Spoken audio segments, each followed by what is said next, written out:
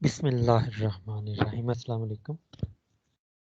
आज का introductory lecture जो है वो स्टार्ट करते हैं। ये मेन जो कंटेंट है आपके सामने स्लाइड नंबर 1 पे आपको शो हो रही हैं। आज के लेक्चर में जो है वो चंद चीज़ें हम जो है वो देखेंगे। कोर्स का इंट्रोडक्शन होगा, थोड़ी सी मोटिवेशन के आप ये कोर्स क्यों पढ़ेंगे, क्या एडवांटेज हो सकते हैं आपको। इसके अलावा जो है डिटेल डिस्कशन ऑन कंटेंट होगी। ग्रेडिंग क्राइटेरिया वगैरह ये आपको पहले से ही बताइए। इसके लिए जो आपको कैलकुलस में बड़ी बेसिक चीज़ें जो हैं वो आनी चाहिए। इंटीग्रेशन और डिफरेंशिएशन अगर आपको आती है तो वो हम कभी कभार इस्तेमाल किया करेंगे, वो भी शुरू के लेक्चर में नहीं है।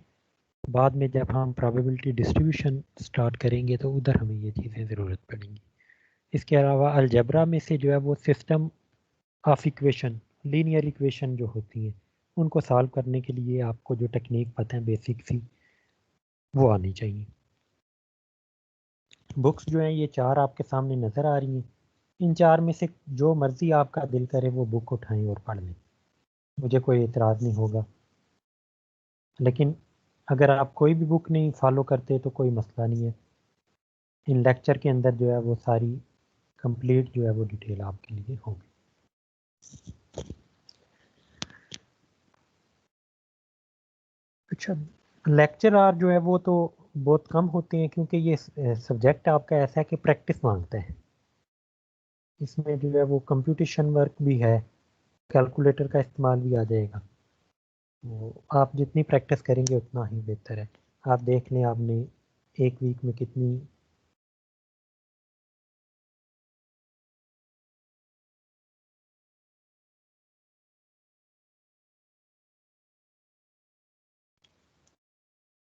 ये हिस्ट्री देख लीजिएगा। स्टैटिस्टिक क्या चीज़ है?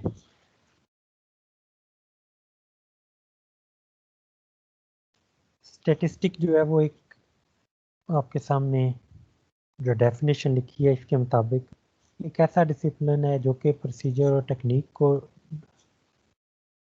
डील करता है टू कलेक्ट डाटा और उनको प्रोसेस करके एनालिसिस करने के लिए। जब हम डाटा कलेक्ट कर लेते हैं, डाटा कलेक्ट करने का तरीकाकार क्या होगा ये स्टैटिस्टिक डिस्कस करती है।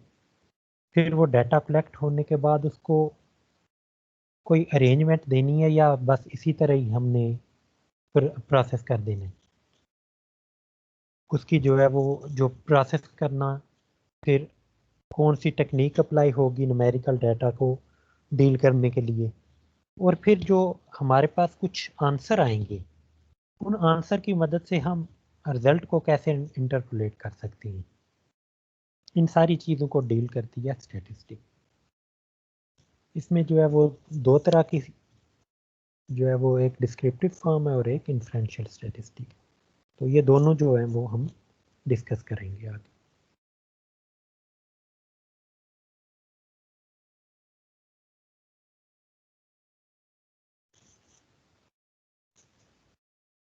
इंजीनियरिंग मेथड और स्टैटिस्टिकल, इसमें आप देख सकते हैं ये फ्लो चार्ट में कोई भी आपने डिस्क्रिप्शन है वो आपके पास क्लियरली होनी चाहिए। फिर कुछ ऐसे फैक्टर जो कि आपके फिनोमेना पे असरअंदाज हो रहे हैं उनको आइडेंटिफाई करना है। इसके बाद ये स्टेप बाय स्टेप चलेंगे। इसके बाद आप मॉडल प्रपोज करेंगे या उसको मज़ीद फर्दर जो है वो सम टाइम पहले से मॉडल मौजूद होता है तो उसको हम मॉडिफाई कर लेते हैं। इसके बाद जो है मैनिपुलेशन होगी मॉडल की, सॉल्यूशन के साथ कंफर्मेशन होती है और फिर कंक्लूजन की तरफ आ जाती है। अच्छा, ये थर्ड स्टेप पे अगर हमारा प्रपोज मॉडल और एक्सपेरिमेंटल वर्क भी है तो फिर हम क्या करते हैं, ये इम्पॉर्टेंट फैक्टर जो हैं वो वाले आइडेंटिफाई करने के बाद हम एक्सपेरिमेंट कंडक्ट कर लेते हैं और एक्सपेरिमेंट कंडक्ट करने के बाद हम अपने मॉडल को जो है वो प्रपोज करते हैं। अगर ये दरमियान में एक्सपेरिमेंटल डाटा हो तो वेल एंड गुड, अगर नहीं है तो फिर आपका इसी तरह ही स्ट्रेट चलता रहेगा। ये डिस्क्रिप्शन इसकी सारी गिवन है कि क्या क्या स्टेप इन्वॉल्व होती हैं। कोई भी डिसीजन आपने लेनी है मसलन ये छोटी छोटी कुछ आपकी रियल लाइफ में जो डिसीजन लेनी पड़ती हैं उनके बारे में डिस्कशन कर लेते हैं। सब्जेक्ट को तो बाद में करना ही है discuss. The marks you will get on the final exam, क्या प्रेडिक्शन होगी कि आप कितने मार्क्स जो हैं वो ले पाएंगे फाइनल एग्जाम के अंदर। सेकेंडली, और भी डिफरेंट लोग के डिफरेंट क्वेश्चन हो सकते हैं कि आपकी एनुअल इनकम क्या होगी आफ्टर नेक्स्ट कुछ भी चंद साल गुजरने के बाद। अभी वो साल गुजरे नहीं है लेकिन अभी से आप ये वाला आंसर चाहते हैं अपने क्वेश्चन का, तो आप कैसे ये चीज़ें बताएंगे। अभी आपने फाइनल एग्ज़ाम दिया नहीं, आप कैसे ये अपने एग्ज़ाम जो है वो जज करेंगे कि कितने एग्ज़ाम होंगे, कितने मार्क्स आएंगे आपके फाइनल एग्ज़ाम में। इसी तरह अभी जो है वो बाहर धूप निकली हुई है, कोई ऊपर बादल भी नहीं है, तो आपने कल के बारे में जो है वो रेन का अंदाज़ा लगाना है। वैसे तो सॉफ्टवेयर मौजूद हैं, आप देख के बता ही देंगे, लेकिन अगर आपको वैसे अंदाज़ा लगाना है कि क्या कल बारिश होगी या नहीं होगी, तो ये आप कैसे आंसर करेंगे इन क्वेश्चन का। एक से ज़्यादा तरीके हो सकते हैं आंसर करने के।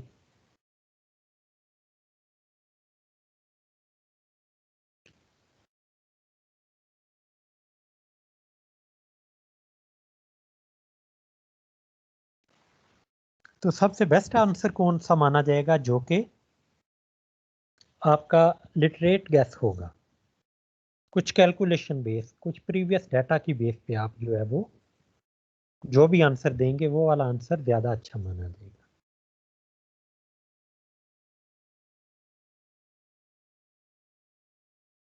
मसलन आपके मार्क्स की बात करें तो आपका प्रीवियस रिकॉर्ड देख के कुछ अंदाज़ा हो ही जाएगा कि पहले आप इस तरह परफॉर्म करते आ रहे हैं, तो अब की दफ़ा जब आपके एग्ज़ाम होंगे तो आपका रिज़ल्ट तकरीबन तकरीबन कुछ जो अंदाज़ा बताया जाएगा उसके करीब करीब भी बता दिया जाएगा।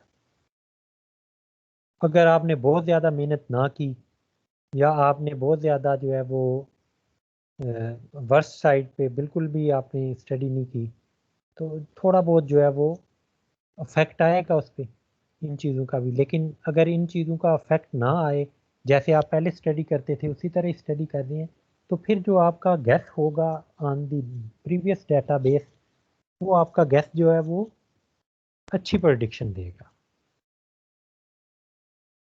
दिल तो सबका करता है कि नहीं ए ग्रेड आना चाहिए, लेकिन वो डाटा की जो प्रेडिक्शन है अगर उसकी बेस पे आप आंसर करेंगे इस क्वेश्चन का, तो फिर आपका आंसर जो है वो जो रियल आंसर आने वाला है उसके करीब तर होगा।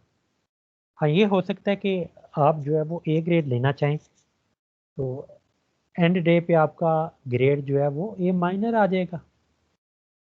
अगर आपकी परफॉर्मेंस जो है वो अच्छी थी, आपने प्रिपेयर ए के लिए किया था, तो ज़्यादा से ज़्यादा इतने डिफरेंस आएगा ना, ए माइनर पे चले जाएंगे। बहुत ज़्यादा तो फ़र्क ऐसा तो नहीं ना हो जाएगा कि डायरेक्टली एफ पे चले जाएं।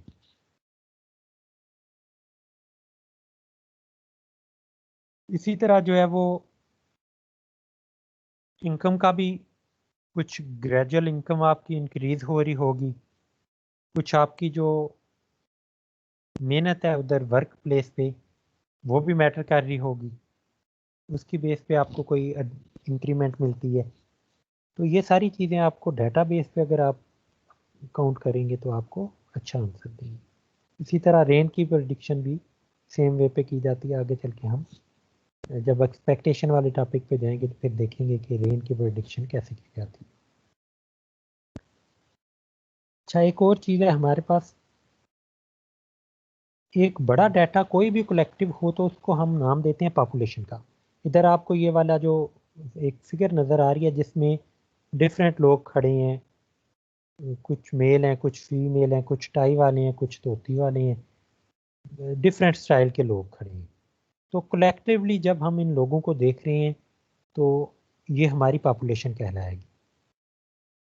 ये कुछ चेयर पड़ी होती तो कलेक्टिवली जो आपके पास उनका एक सेट बनता, उसको आप पॉपुलेशन का नाम देते।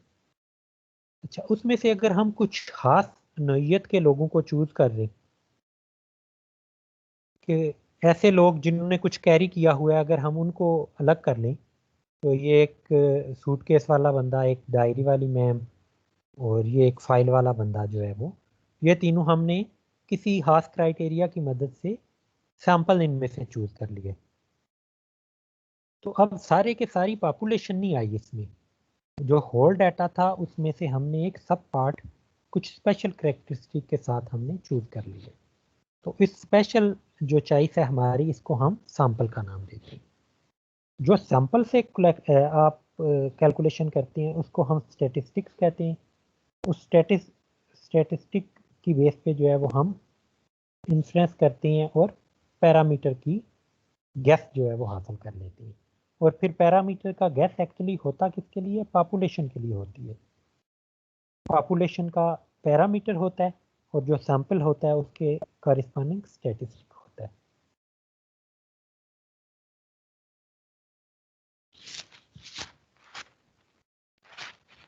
इन कंटेंट के अंदर जो है वो कुछ शुरू के लेक्चर जो हैं वो उनमें आपका आ जाता है, स्टैटिस्टिक आ जाती है।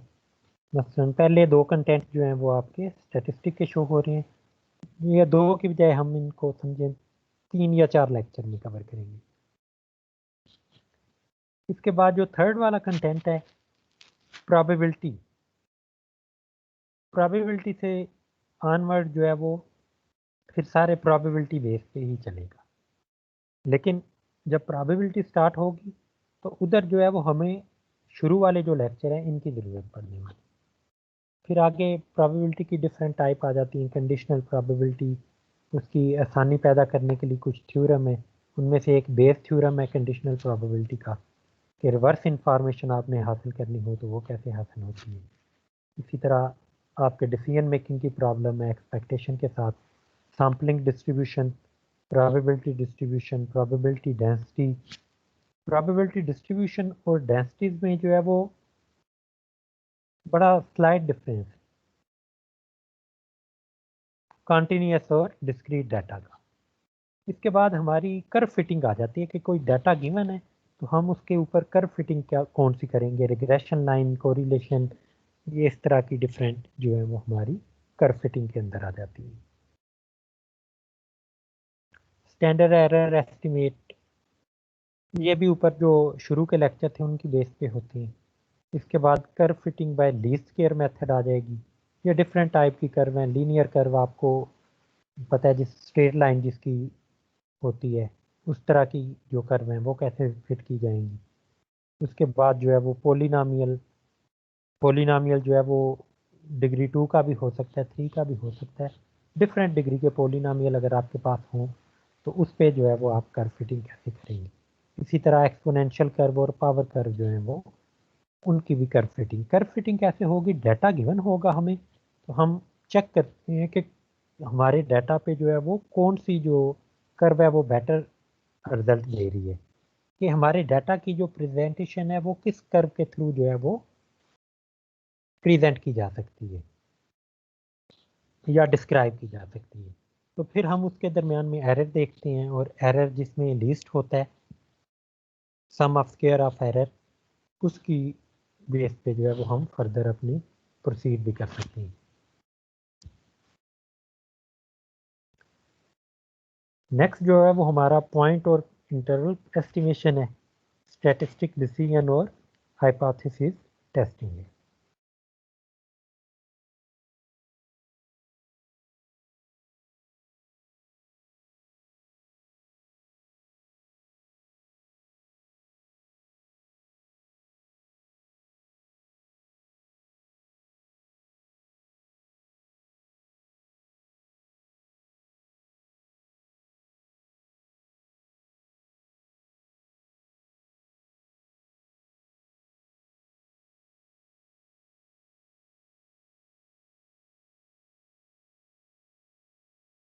जी, ये दो लोगों ने जो है वो हैंड रेज किया हुआ है,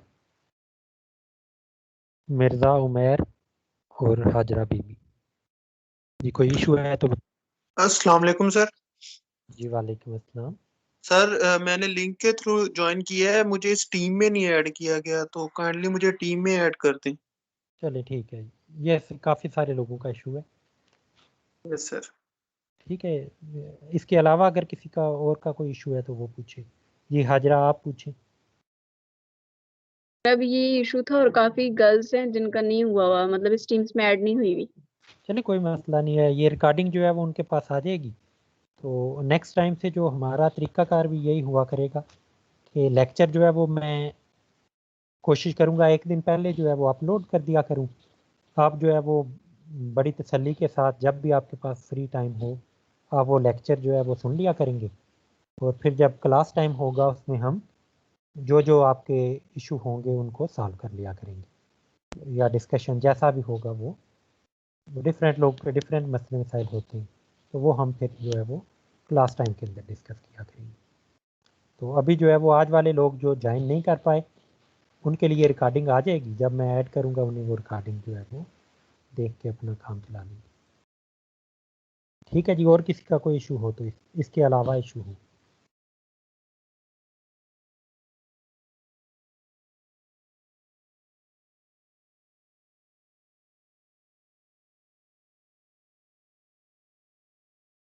सर जिन्होंने फिर लिंक से ज्वाइन किया उनकी अटेंडेंस का क्या इशू होगा? वो अटेंडेंस का भी कर लेंगे। विकास बोल रही हैं? यस सर, विकास। ठीक है विकास, वो भी कर लेंगे। Okay sir.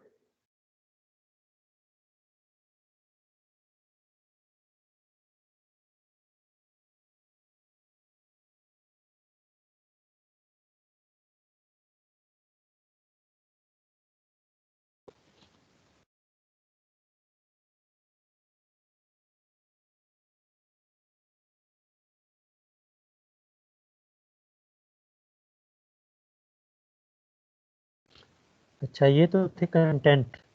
इसके बाद जो है वो आपकी आ जाती है ये वाला एग्ज़ाम का वेटेज, आपको पता ही है।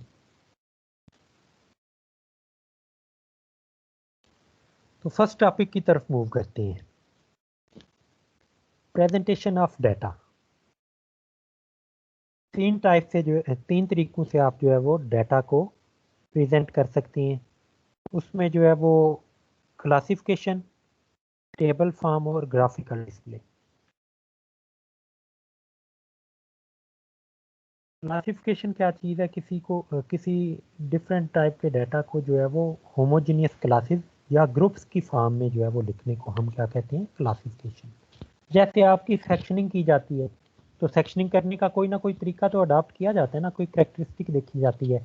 मसलन आपके रोल नंबर को जो है वो डिवाइड किया जाए 4 पे, तो अगर एक बचता है तो फिर आप किस बी सेक्शन में जाएंगे, अगर 2 लेफ्ट ओवर है तो आप सी में जाएंगे, डी में जाएंगे, और इसी तरह ए का बचने वाले ए में जाते हैं तो वो, या एक और तरीका अडॉप्ट किया जाता है कि पहले 50 रोल नंबर जो हैं वो ए सेक्शन में होंगे, अगले 50 बी में, उससे अगले 50 सी और उससे अगले डी। तो ये दोनों डिफरेंट क्राइटेरिया हैं जिनकी बेसिस पे हमने आपके ग्रुप बना दिए। इसी तरह और भी डिफरेंट वे जो है वो हो सकते हैं ग्रुप के। कोई भी करेक्टरिस्टिक हदबंदी आप जो है वो रख के अपना डाटा को जो है वो अरेंज कर सकते हैं। इसको आप नाम देते हैं क्लासिफिकेशन का।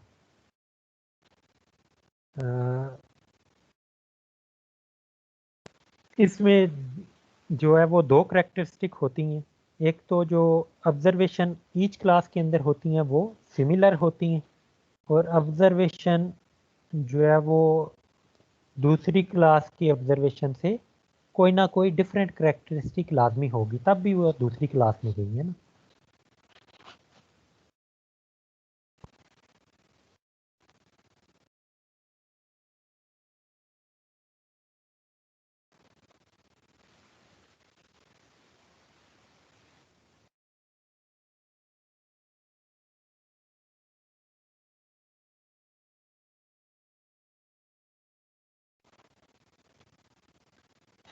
अगली फॉर्म है टेबुलेशन।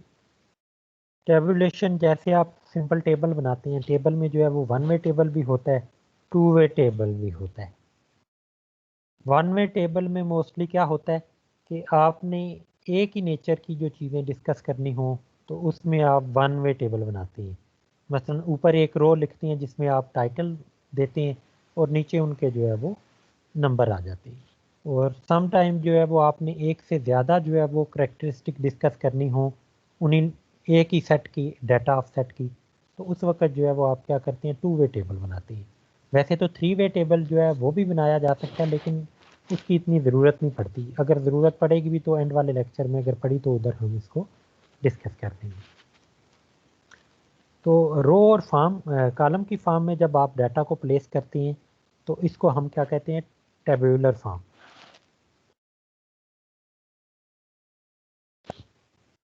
एडवांटेज इसके डिफरेंट वे में हम ले भी सकते हैं, और अगर नहीं लेना चाहते तो हम इसको मज़ीद किसी और फॉर्म के अंदर कन्वर्ट कर सकते हैं।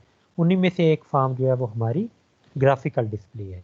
ग्राफिकल डिस्प्ले में जो है वो डाटा आपका अनऑर्गेनाइज वे में हो, या आपने उसको क्लासेस में कन्वर्ट कर लिया है, या आप उसको सेकंड टेबल फॉर्म के अंदर ले आए हैं, तो इन सारे डाटा को जो है वो आप कन्वर्ट कर सकते हैं ग्राफिकल डिस्प्ले की मदद से। ग्राफिकल डिस्प्ले करने से एडवांटेज ये मिलता है कि फौरी तौर पे आप एक ही झलक के अंदर जो है वो सारे डाटा की जो इंफॉर्मेशन होती है वो रफली सी आपको मिल जाती है कि क्या पैटर्न है इसमें, क्या उतार चढ़ाव आ रहा है, किधर इंक्रीज आ रहा है, क्या डिक्रीज हो रहा है, हो जाता है। तो ग्राफिकल डिस्प्ले में भी जो है वो फर्दर 2 टाइप्स हैं, एक ग्राफ बनाते हैं आप और एक डायग्राम होती है आप।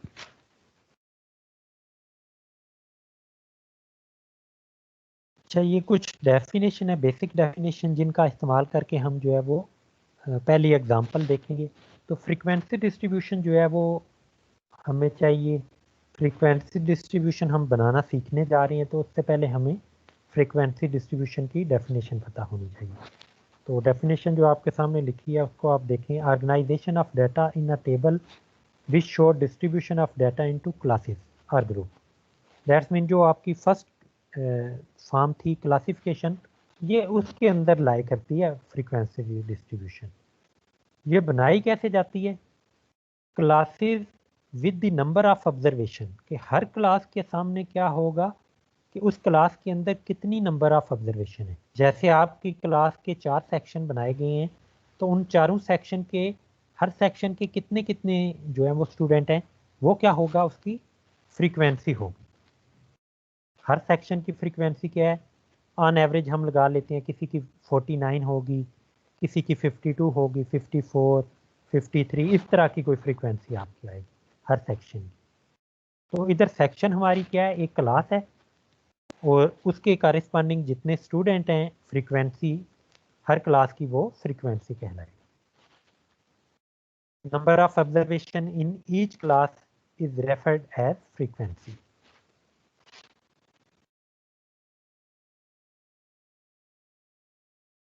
Class limit, class boundary, class interval और क्लास मार्क्स, ये जो अभी हम क्लास फ्रीक्वेंसी डिस्ट्रीब्यूशन की बात कर रहे थे, इसमें हमने कोई क्लास बनानी है। अब क्लास का जो इनिशियल पॉइंट होगा और फाइनल पॉइंट होगा,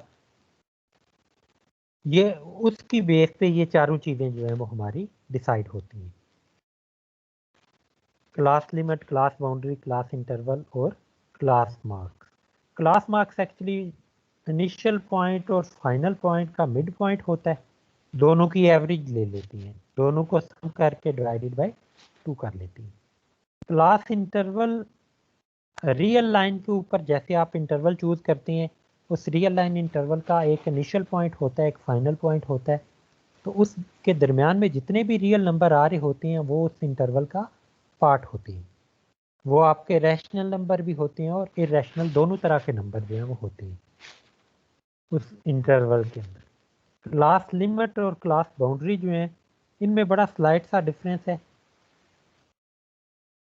जब हम ये एक डिस्ट्रीब्यूशन बना लेते हैं फिर वो वाला डिफरेंस देखते हैं। हमें कुछ रॉ डाटा गिवन है। रॉ डाटा का मतलब है कि कुछ ऑब्जर्वेशन गिवन है, कोई मशीन प्रोसेस कर रही है, उसकी हमने नोटिंग की है और वो नोटिंग जो है वो हमने डिस्प्ले कर दिया है। लेकिन ये जो डाटा गिवन है ये अनऑर्गेनाइज वे में, इसकी अभी तक ना तो कोई क्लासिफिकेशन हमने बनाई है, ना ही इसे टेबल की फॉर्म में लिखा हुआ है, और ना ही कोई ग्राफिकल डिस्प्ले है इसका। तो हमसे इस डाटा के बारे में जो है वो पूछा ये गया कि इसकी क्लासिफिकेशन बनानी है इनटू ग्रुप्स। कितने ग्रुप्स में बनानी है ये अगर हमें बता दिया जाए तो वेल एंड गुड, अगर नहीं बताया जाता तो फिर डाटा का साइज देख के आप जो है वो खुद भी ये चीज़ डिसाइड कर सकते हैं कि कितनी क्लासेस में कन्वर्ट करना चाहिए। तो अभी ये टोटल जो ऑब्जर्वेशन है इनमें से हमने दो चीज़ें फिल्टर करनी है। पहली ऑब्जर्वेशन जो आपको लिखी हुई नजर आ रही है वो क्या है, 106। नेक्स्ट ऑब्जर्वेशन है 107। उससे नेक्स्ट ऑब्जर्वेशन है आपके पास 76। तो कोई पैटर्न नहीं है इनके अंदर। ऐसा नहीं है कि ये वैल्यू इंक्रीज हो रही है या डिक्रीज हो रही है। ये देखें नेक्स्ट वैल्यू डिक्रीज होने के बाद दोबारा फिर 82 आ गया। तो इंक्रीज डिक्रीज ये सारी मिक्स वैल्यू है, कोई पैटर्न के साथ नहीं है। तो इस वजह से हमने जो है वो इनमें से दो चीज़ें जो है वो फिल्टर करनी है। एक सबसे छोटा नंबर कौन सा है, आप जब ये सारी वैल्यू से एक दफ़ा थारोली देखेंगे इनको तो आपको नज़र आएगा कि सबसे स्मॉलेस्ट नंबर जो है वो डेल्टा का 68 है। इसी तरह फिर आपने दोबारा ऑब्जर्वेशन को देखना है, तो जो आपके पास सबसे लार्जेस्ट ऑब्जर्वेशन आई है वो क्या है, 204। तो इन दोनों ऑब्जर्वेशन की बेस पे जो है वो हमारे पास क्लासिफिकेशन आएगी।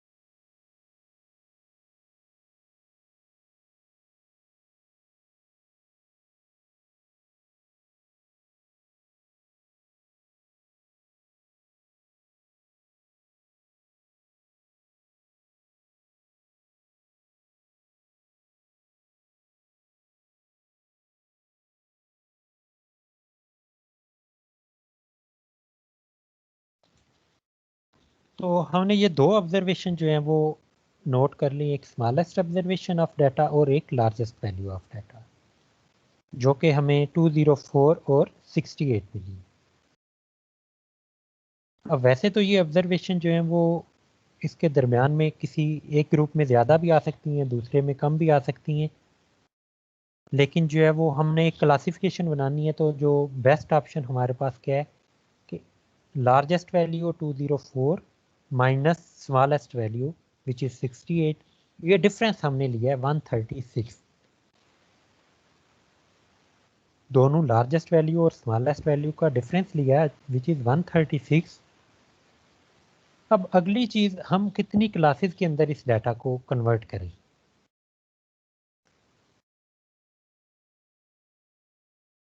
तो अगर तो आपके पास बहुत ज़्यादा नंबर ऑफ ऑब्जर्वेशन है तो फिर आपको उसी के रिस्पेक्ट से क्लासेस भी ज़्यादा बनानी, क्योंकि ये ऑब्जर्वेशन कोई बहुत ज़्यादा तो नहीं है, ये 50 के करीब लग रही हैं। नेक्स्ट स्लाइड पे देख लेते हैं, हमें पता भी चल जाएगा। जी ये 50 ही है।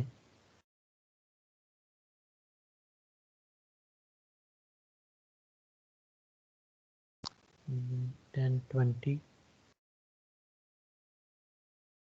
46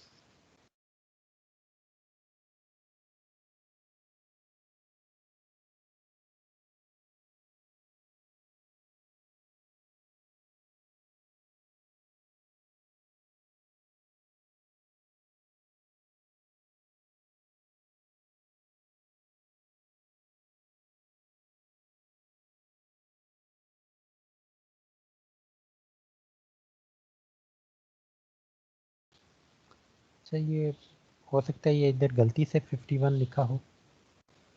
चले, हम ये डिसीजन लेनी है हमने कि क्लासेस कितनी बनानी चाहिए। तो ये 50 ऑब्जर्वेशन है, 50 ऑब्जर्वेशन के लिए अगर आप 5 क्लासेस भी बना लेंगे तो कोई मसला नहीं है।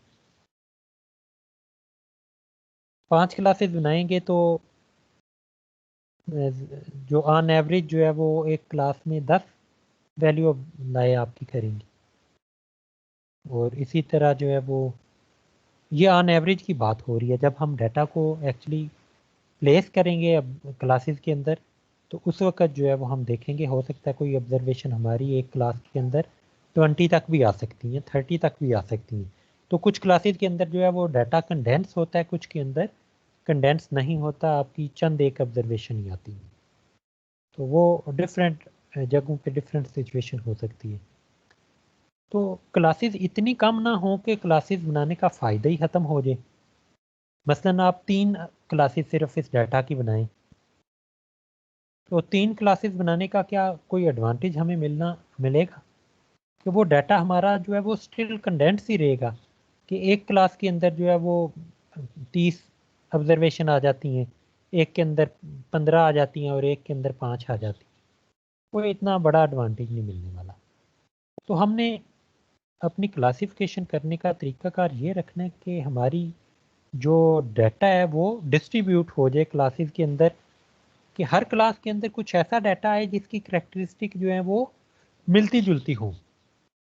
मसलन ग्रेडिंग करती दफ़ा हम जैसे करते हैं, तो एक क्लास कैसे बनाई जाती है, ए ग्रेड वाले लोगों की क्लास बनाई जाती है। उसमें ऐसे लोग आ जाते हैं 2 बार के दरमियान में जिनके मार्क्स जो हैं वो टॉप पे हों, मसलन 80 से लेकर 90 के दरमियान में हों।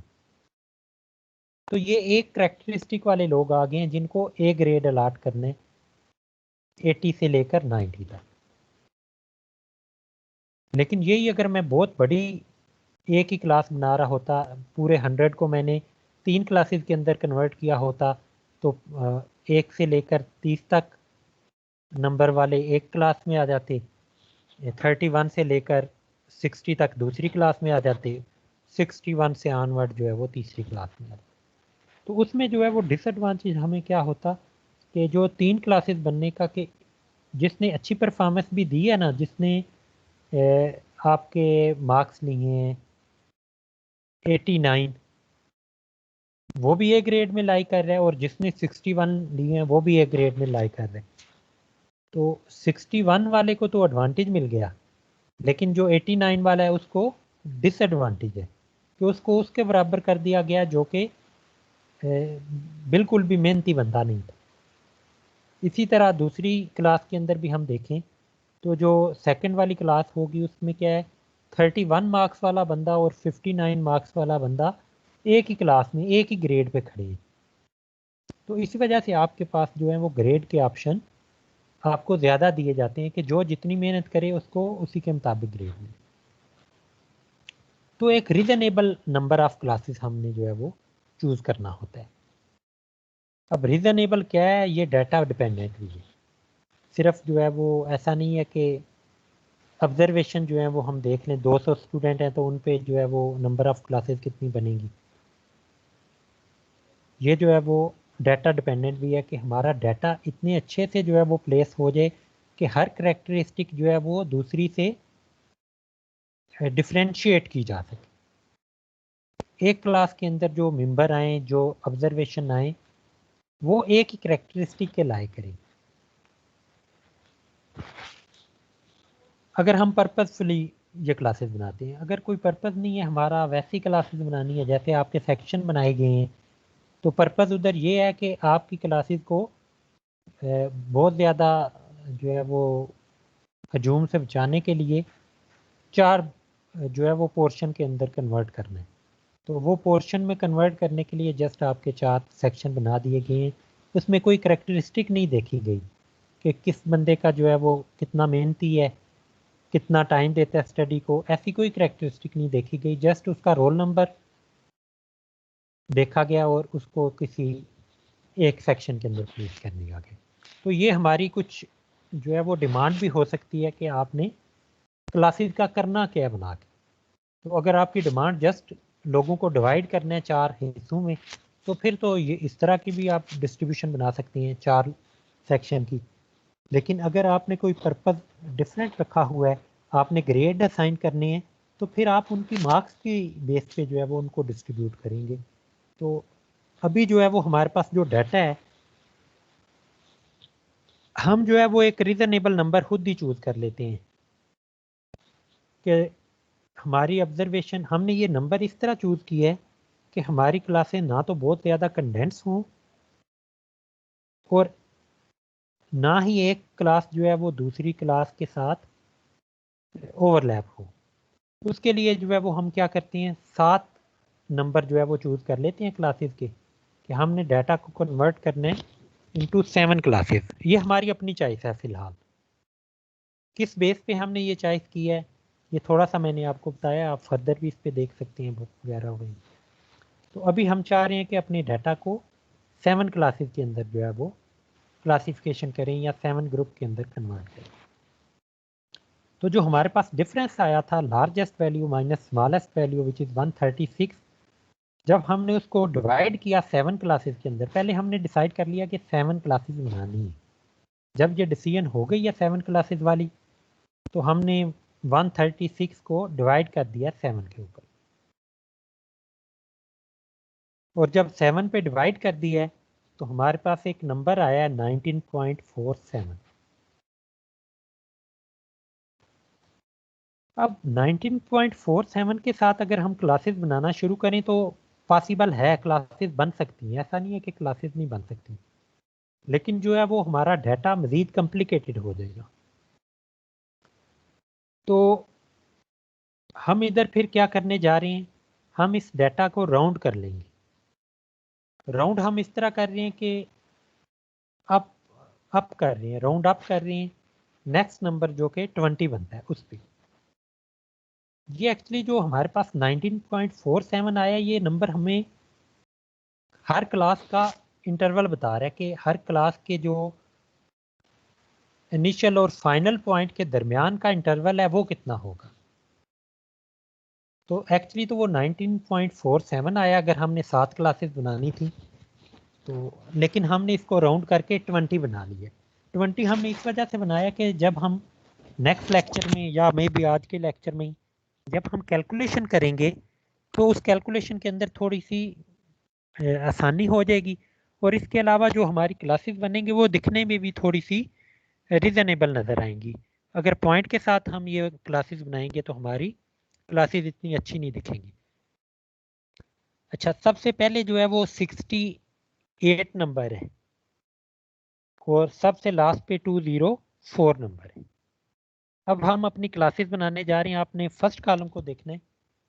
हम 68 से स्टार्ट कर सकते थे लेकिन हमने 65 से स्टार्ट किया।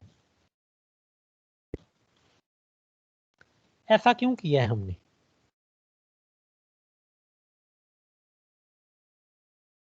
सिक्सटी 65 से स्टार्ट लेने की चॉइस भी हमारी है।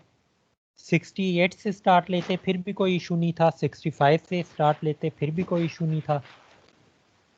तो फिर हमने ऐसा क्यों किया, 65 से ही क्यों स्टार्ट किए? तो एक्चुअली इधर हमने रिवर्स क्लासेस बनाई। हम 68 से ऑनवर्ड क्लासेस बनाते जाएंगे तो हमारी क्लासेस 207 पे जाके ख़त्म हो जाएंगी, कोई मसले वाली बात नहीं है, क्योंकि हमने अप्रॉक्सीमेशन किया। अब उसकी जो कीमत है वो तो चुकानी पड़ेगी। थोड़ी सी हमारी प्रेसिजन जो है वो कम हो जाएगी डाटा की, लेकिन क्योंकि हमने क्लास इंटरवल 19.47 आया था, हमने उसको राउंड करके 20 पे ले दिया। अब जो 19.47 की बजाय हमने 20 का इस्तेमाल किया है, अब उसकी बेस पे जो हमारे पास डाटा की प्रेसिजन है उसमें थोड़ी सी कमी आ रही है। 65 से अगर स्टार्ट ले रहे हैं, अगर हम 204 तक लेके जाना चाह रहे हैं तो हम इधर से रिवर्स क्लासेस बनाते हुए 65 पे आके ख़त्म होंगी हमारी क्लासेस, और अगर हम 68 से स्टार्ट कर लेते हैं तो हमारी क्लासेस जो हैं वो 207 पे जाके ख़त्म हो जाएंगी। तो दोनों तरह की क्लासेस ठीक हैं, कोई मसले वाली बात नहीं है। हाँ, अगर आप तीसरे तरीके से भी क्लासेस बनाएं तो फिर भी कोई मसला नहीं है। आप जो है वो 68 से स्टार्ट करें और 204 पे ख़त्म कर दें विद द क्लास इंटरवल 19.47।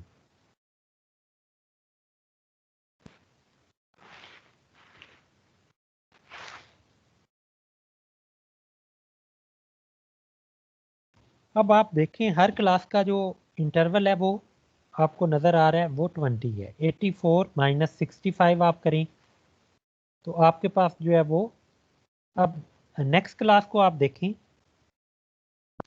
84 इसके अंदर इंक्लूड है और 85 जो है वो नेक्स्ट क्लास के अंदर इंक्लूड। ये दोनों क्लासेस ओवरलैप नहीं करती।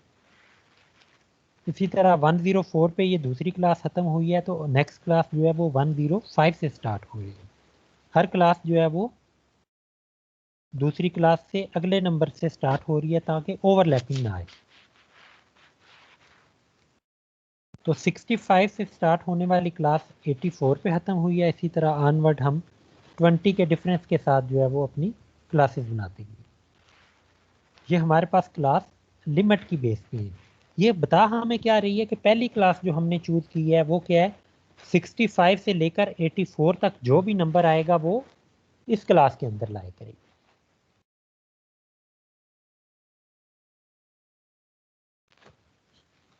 हमने 4 चीज़ों की बात की थी, एक class limit, class boundary, class marks और एक और भी चीज़ थी, कोई फ्रीक्वेंसी थी शायद। तो क्लास लिमिट तो हमारी ये होगी। अब क्लास बाउंड्री और क्लास लिमिट में क्या डिफरेंस है, ये देखें। ये उसी तरह की ही क्लास है, हमने इसी डाटा से ही बनाई है। बनाई कैसे है आप ये ऑब्जर्व करें। पहली दो क्लासेस, सेकंड क्लास 85 से स्टार्ट हो रही है और फर्स्ट क्लास एंड किधर हो रही है, 84 पे। अब हम डाटा को यूनिफाइड बनाने जा रहे हैं।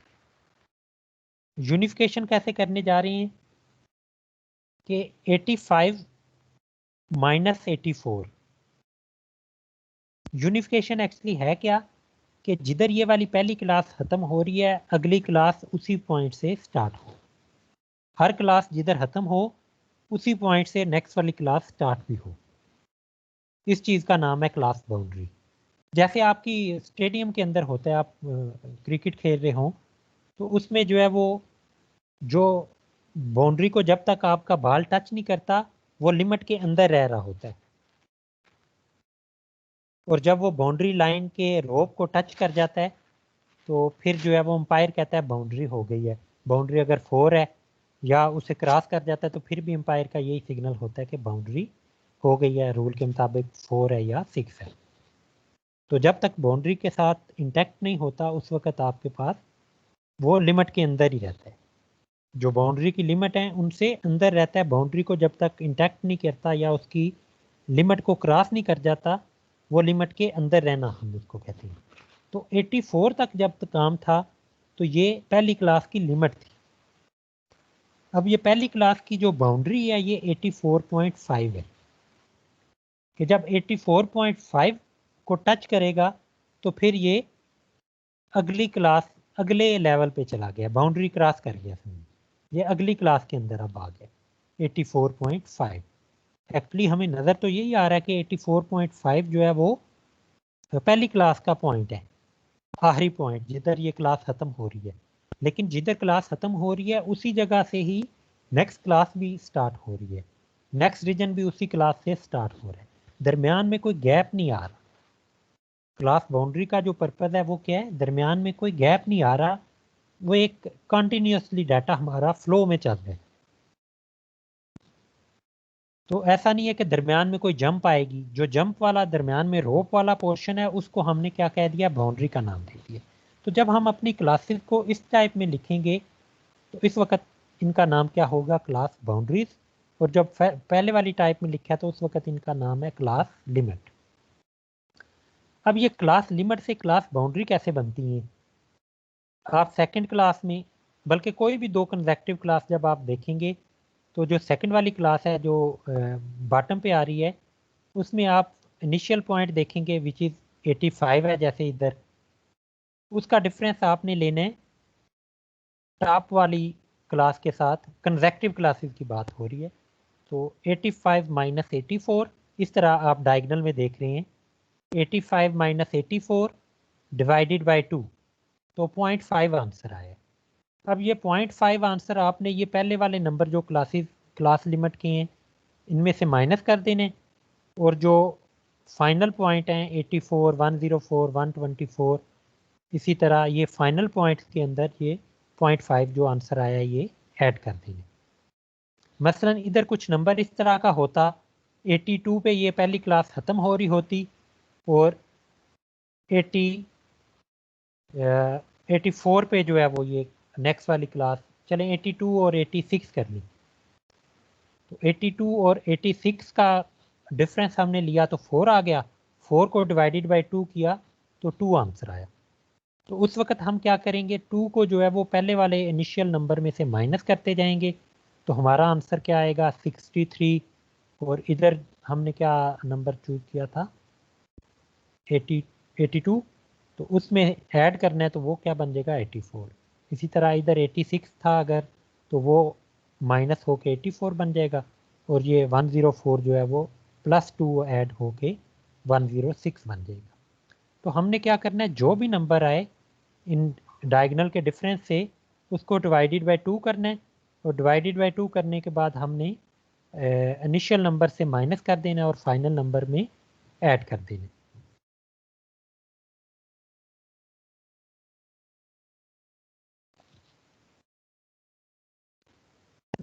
आपने इसके बाद क्या बनाने हैं, class marks. Class marks actually क्या है, इन दोनों पॉइंट्स के इनिशियल पॉइंट ऑफ क्लास और फाइनल पॉइंट ऑफ क्लास का मिड पॉइंट है। 64.5 और 84.5 इस क्लास बाउंड्री का मतलब अब ये है कि ये 64.5 से लेकर 84.5 तक जितने भी रियल नंबर हैं ये इस क्लास के अंदर लाई करते हैं। अब इस क्लास की जो क्लास लिमिट या क्लास बाउंड्री की कोई रिप्रेजेंटेशन, एक सिंगल रिप्रेजेंटेशन जो हमने बनानी होती है उसको हम क्या कहते हैं, क्लास मार्क्स। क्लास मार्क्स कैसे बनते हैं, mid point of class boundary. Class boundary से भी बना सकते हैं आप, क्लास लिमिट से भी बना सकते हैं। तो इन दोनों को ऐड करने के बाद डिवाइडेड बाय 2 करना है। ये दरमियान में जो आपको साइन नज़र आ रहा है ये माइनस नहीं, ये डैश का साइन है। 64.5 टू 84.5 ये लिखने का तरीका है, दरमियान में माइनस का साइन नहीं है। तो हमने ये दोनों नंबर ऐड करके डिवाइडेड बाय 2 किया, तो जो आउटपुट आएगा वो नंबर हम इधर लिख लेंगे क्लास मार्क्स के अंदर। तमाम क्लासेस के लिए ये वाले पॉइंट हमने इसी तरह फाइंड करने। अब फ्रीक्वेंसी डिस्ट्रीब्यूशन के अंदर हमने देखा था दो चीज़ें होंगी, एक तो क्लास बाउंड्री होंगी या क्लास लिमिट होंगी या क्लास मार्क्स। ये तीनों चीज़ों में से कोई भी चीज़ एक कॉलम हो, उसके साथ अगर फ्रीक्वेंसी को अटैच कर दिया जाए तो वो डाटा हमारे पास क्या बन जाएगा, फ्रीक्वेंसी डिस्ट्रीब्यूशन बन जाएगा। तो हमने क्लास लिमिट भी बना ली है, क्लास बाउंड्री भी बना ली है और क्लास मार्क्स भी बना ली है। तो इन तीनों में अगर हम साथ इनके अटैच कर दें फ्रीक्वेंसी को तो हमारे पास फ्रीक्वेंसी डिस्ट्रीब्यूशन आ जाएगी।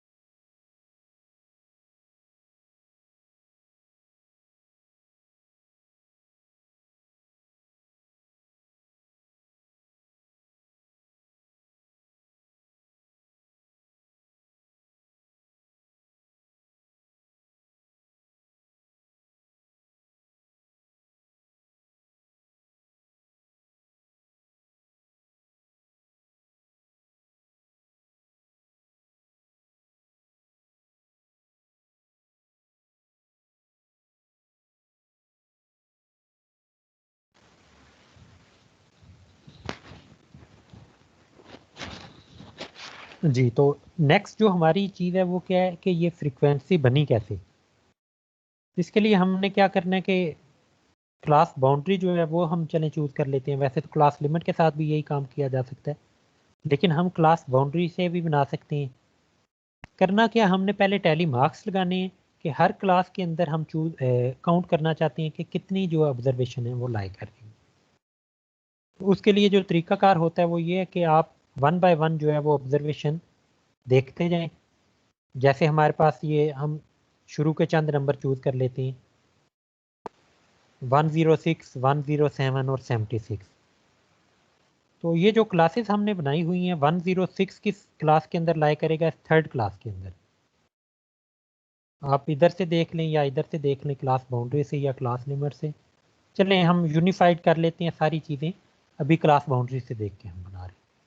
तो पहली ऑब्जर्वेशन 106 वो किस इंटरवल के अंदर लाई कर रही है, वो ये थर्ड वाले इंटरवल के अंदर लाई कर रही है। तो हमने एक वर्टिकल बार जो है वो इधर प्लेस कर ली।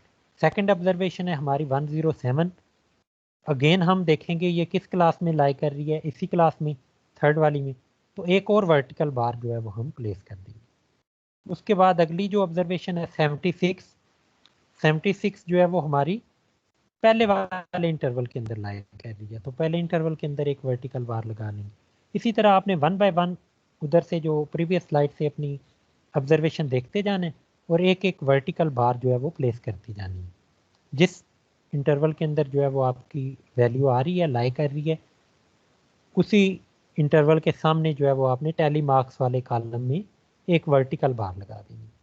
और फिर आप देख रहे हैं ये आपके पास एक बंडल के लिए हमने क्रॉस बार लगाया है। जब पांचवी आपके पास 4 हो जाएं और जब पांचवा आपके पास ऑब्जर्वेशन आ जाए उसी क्लास के अंदर, तो फिर आपने जो है वो 4 के ऊपर पांचवें को बंडल करने के लिए जो है वो क्रॉस डायगोनल के अंदर जो है वो प्लेस कर देना है। तो एक्चुअली ये जो 5 हैं, ये एक 5 की कैलकुलेशन बन गई है, 4 वर्टिकल बार और पांचवा क्रॉस। अब इसमें आप देख सकते हैं कि ये सिर्फ 4 वर्टिकल बार हैं, 5 क्रॉस नहीं है। तो हम अब इनको जब काउंट करेंगे बाद में, तो 4 और 5 9। क्विकली हमने अपना डाटा लिख लिया कि इसमें 9 ऑब्जर्वेशन आ रही। बाद में जब हम कैलकुलेशन करेंगे तो ये टैली मार्क्स हमारे किसी काम के नहीं होंगे, हमें ये फ्रीक्वेंसी चाहिए होगी कैलकुलेशन करने के लिए। इसी तरह सेकंड क्लास के अंदर जो है वो 2 बंडल आपके आ रहे हैं 5-5 के, तो आपकी फ्रीक्वेंसी 10 हो गई। तीसरी क्लास में जो है वो 3 बंडल हैं 5-5 के और 2 जो है वो वर्टिकल बार हैं, फ्रीक्वेंसी आपकी 17 हो गई। इसी तरह बाकी क्लासेस के लिए भी आपने फ्रीक्वेंसी जो है वो नोट कर लेनी है। तो अब आपके पास 3 तरह डिस्ट्रीब्यूशन जो है वो आप लिख सकते हैं।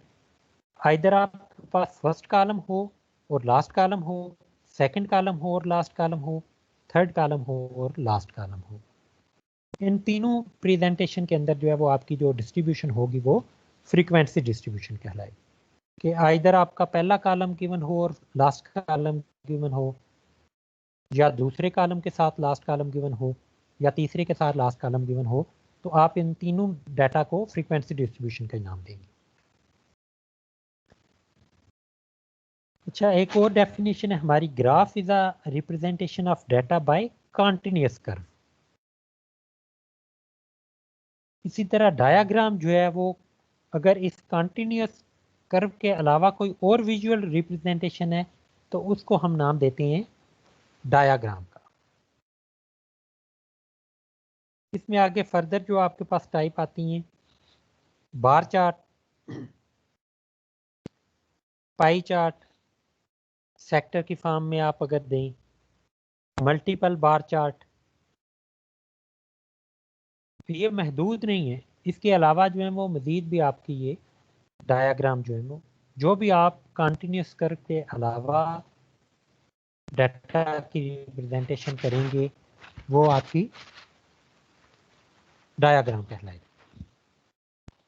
तो सिंपल बार चार्ट में क्या होता है कि आप एक 2 तरीकों से आप कर सकते हैं, हॉरिजॉन्टल भी और वर्टिकल बार से। तो अगर आप वर्टिकल बार से करते हैं मोस्टली लोग, तो वर्टिकल बार की जो हाइट है वो एक्चुअली हमें क्या बता रही होती है, फ्रीक्वेंसी ऑफ दिस क्लास। तो हर क्लास की जो हाइट है, हर क्लास की जो फ्रीक्वेंसी है, उसको हम जो है वो हाइट के साथ प्रोपोर्शनल कर लेते हैं। तो वो हमारी जो विड्थ या लेंथ जो बनती है उसकी फ्रीक्वेंसी की रिप्रेजेंटेशन देती है। मसलन एक सिंपल सी एग्जांपल अगर आप देखें तो ये 5 डिफरेंट ईयर हैं, इनके अंदर जो है वो आपके पास टर्नओवर है किसी कंपनी का। तो टर्नओवर इन डॉलर जो है वो गिवन है डिफरेंट सालों के अंदर डिफरेंट जो है वो आपके पास टर्नओवर है। तो इसकी रिप्रेजेंटेशन हम अगर ग्राफिकली करना चाहें और ग्राफ में भी हम सिंपल बार चार्ट की मदद से करना चाहें। सिंपल बार चार्ट क्यों? क्योंकि एक ही करेक्टरिस्टिक है, टर्नओवर गिवन है, कोई प्रोडक्शन की बात नहीं है, कोई सेकंड करेक्टरिस्टिक नहीं है। जब तक सेकंड करेक्टरिस्टिक नहीं है तो हमारा सिंपल बार चार्ट इस्तेमाल होगा। तो सिंपल बार चार्ट में हम क्या करेंगे, हर साल के कॉरस्पॉन्डिंग एक वर्टिकल बार जो है वो ड्रा करेंगे। उस वर्टिकल बार में जो फ्रीक्वेंसी होगी हर साल की, उसके मुताबिक जो है वो हमारी हाइट आ जाएगी। तो एक्चुअली आप यही समझ सकते हैं कि इधर हमें क्लास मार्क्स गिवन है और उनकी फ्रीक्वेंसी गिवन है। 65 एक क्लास मार्क्स है, 66 दूसरा है, 67 तीसरा है, 68 और 69 ये 5 क्लास मार्क्स गिवन है। हर क्लास मार्क्स की कॉरस्पॉन्डिंग आपको एक फ्रीक्वेंसी गिवन है। $35,000 जो है वो आपकी पहली फ्रीक्वेंसी है जो कि 9065 के कॉरस्पॉन्डिंग है। तो जब आप पहली बार ड्रा करेंगे 9065 के कॉरस्पॉन्डिंग, तो आपकी हाइट कितनी होनी चाहिए? ये अप्रॉक्सीमेटली ड्रा होते हैं, बिल्कुल एक्यूरेट ड्रा नहीं करने होते। तो ये 30,000 और 40,000 के दरमियान में मिडल में हाइट आप इसकी चूज़ करेंगे। अगेंस्ट 9065 आपने हाइट कितनी चूज़ की? $35,000। आपने स्केल क्या रखा हुआ है? 10,000 का। इसी तरह 9066 के कॉरस्पॉन्डिंग 42,000 है। तो आप देख सकते हैं 40,000 और 50,000 के दरमियान में आपने अब मिडल में नहीं रखा, 40,000 के थोड़ा करीब है। अगर आप 10 पोर्शन के अंदर रफली डिवाइड कर लें तो 2 पोर्शन जो है वो कवर किए हैं 40 से अबव इसमें। तो 9066 के कॉरस्पॉन्डिंग हाइट हमने कितनी चूज़ की है? 42,000। इसी तरह 9067 के कॉरस्पॉन्डिंग जो आपकी हाइट आ रही है उसको प्लेस करें 68 और 69। तो ये जो आपके पास प्रेजेंटेशन आई है डाटा की, इसको हम कहते हैं सिंपल बार चार्ट। अब अगर आपको ये वाला डाटा ना गिवन हो, सिंपल ये वाला बार चार्ट गिवन हो, आपको कहा जाए डाटा को इंटरपोलेट करें, क्या ये डाटा किस तरह का है, तो आप में से कोई बंदा बता सकेगा कि ये डाटा किस तरह का है?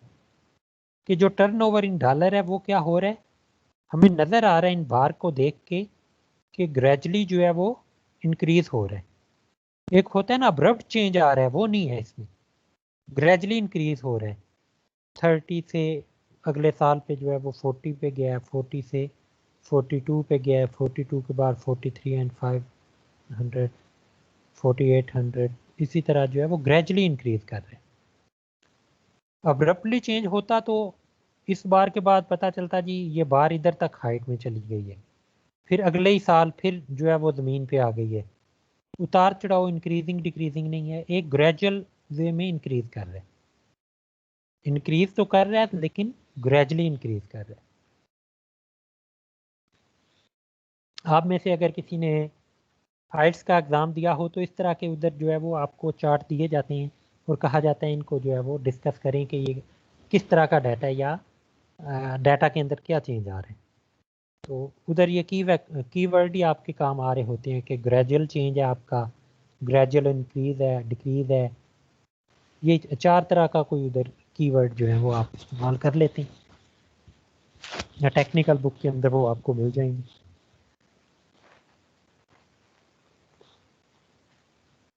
इसके बाद आ जाता है multiple bar chart. Multiple bar chart में जो है वो जब एक से ज़्यादा करैक्टरिस्टिक आ जाएं किसी चीज़ की, किसी क्लासिफिकेशन की, तो उस वक्त जो है हम जो है वो मल्टीपल बार चार्ट ड्रा करते हैं। मल्टीपल बार चार्ट में क्या होता है कि हर क्लास के कॉरस्पॉन्डिंग एक से ज़्यादा जो है वो बार, ग्रुप ऑफ बार जो है वो हम ड्रा करते हैं। और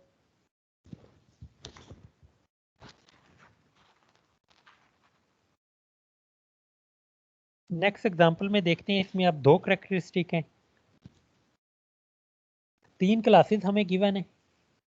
मैंने आपको 3 चीज़ें बताई थी कि आपके पास क्लास मार्क्स हों, क्लास लिमिट हों या क्लास बाउंड्री हों।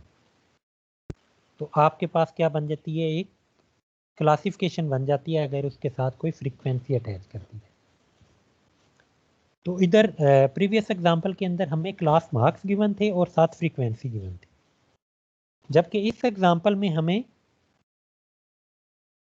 क्लास बाउंड्री गिवन है, सॉरी क्लास लिमिट गिवन है।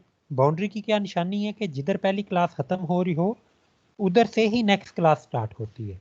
लेकिन आप इसमें देख सकते हैं कि ये पहली क्लास 66 पे ख़त्म हो रही है, 1966 पे, और अगली क्लास 1970 से स्टार्ट हो रही है।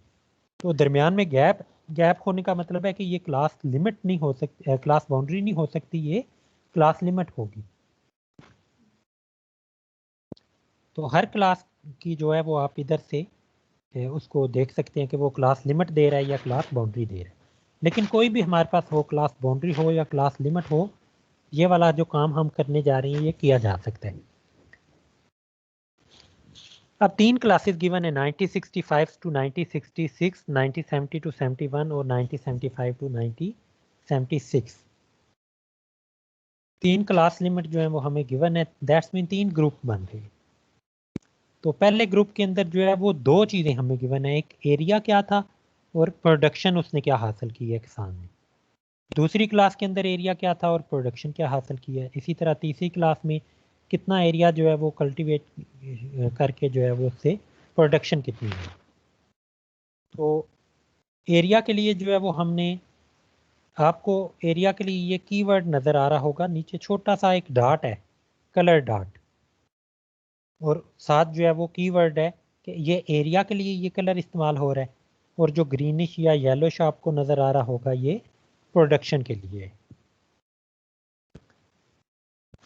तो हर ग्रुप के अंदर जो है वो ग्रुप ऑफ बार जो है वो उसके अंदर 2-2 बार आ रही हैं, 2 या 2 से ज़्यादा जब भी आएंगी तो इसको हम क्या कहेंगे, मल्टीपल बार चार्ट।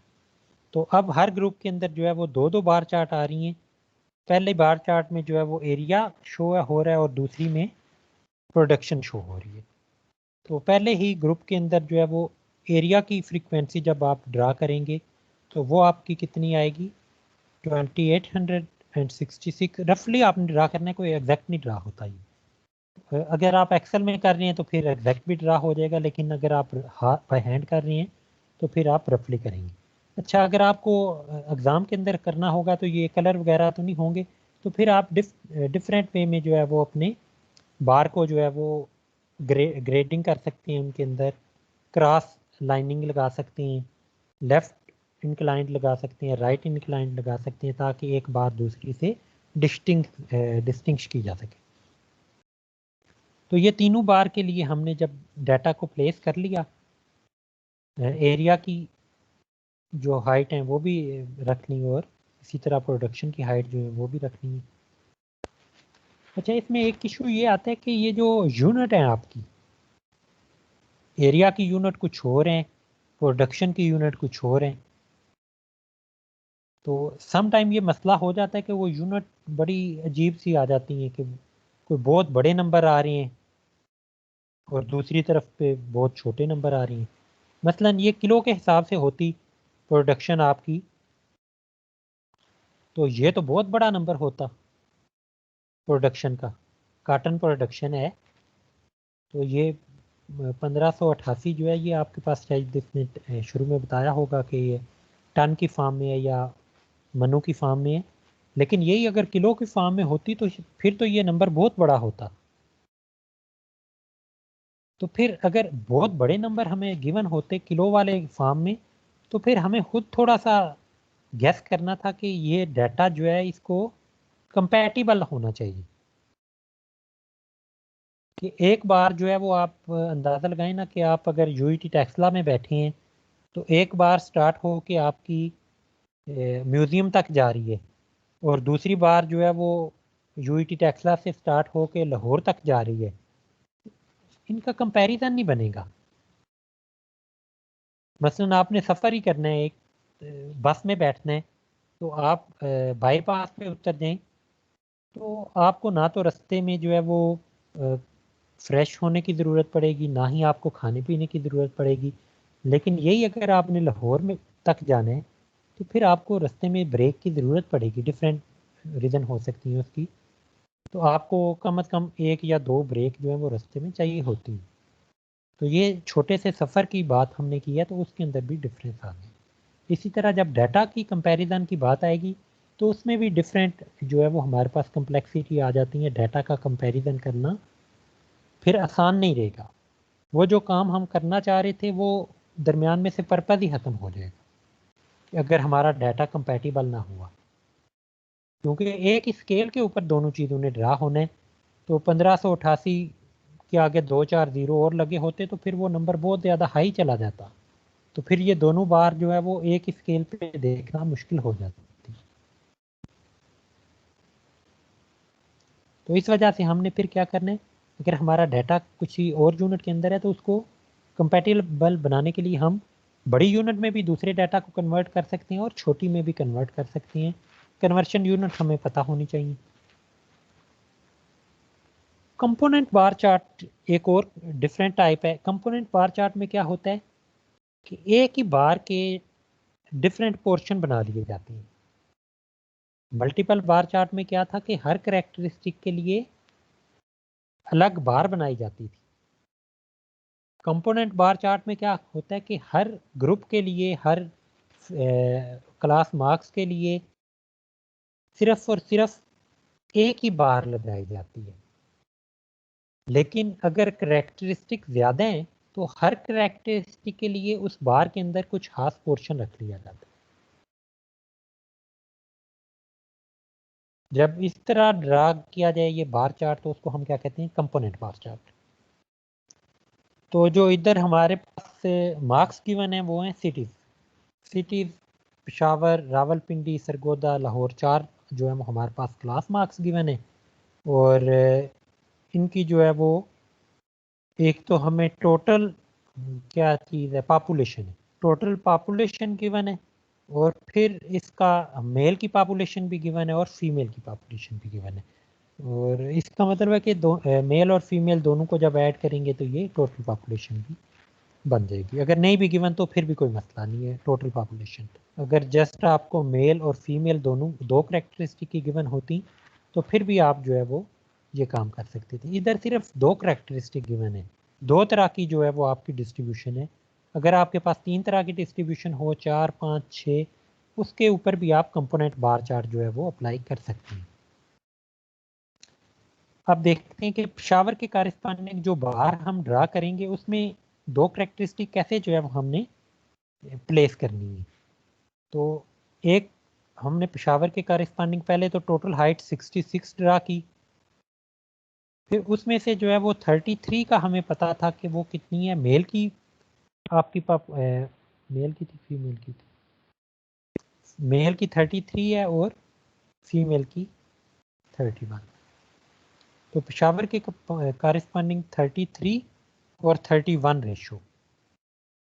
इसका मतलब है तकरीबन ये दोनों पोर्शन बराबर ही हैं, स्लाइटली डिफरेंट है। अगर आप बाय हैंड ड्रा कर रहे हैं तो ये वाला डिफरेंस जो है वो शो करना भी मुश्किल हो जाता है, ये इतना कम है। इसी तरह रावलपिंडी के लिए और सरगोदा और लाहौर के लिए भी आप यही दोनों कंपोनेंट ड्रा करेंगे। और इसमें आपने देखा हर सिटी जो है वो, हर मार्क्स जो है उसके कॉरेस्पॉन्डिंग एक ही आपकी चार्ट बना है, एक ही बार बनी है। उस बार के अंदर जितना पोर्शन हर कैटेगरी का आ रहा है उसको हमने हाईलाइट कर दिया विद डिफरेंट कलर। अगर कलर अवेलेबल ना हो तो आप इसको डिफरेंट पैटर्न दे सकते हैं, ग्रीटिंग, क्रॉसिंग, डॉट लगा सकते हैं, जो भी आपके पास पैटर्न बनाने पॉसिबल हो।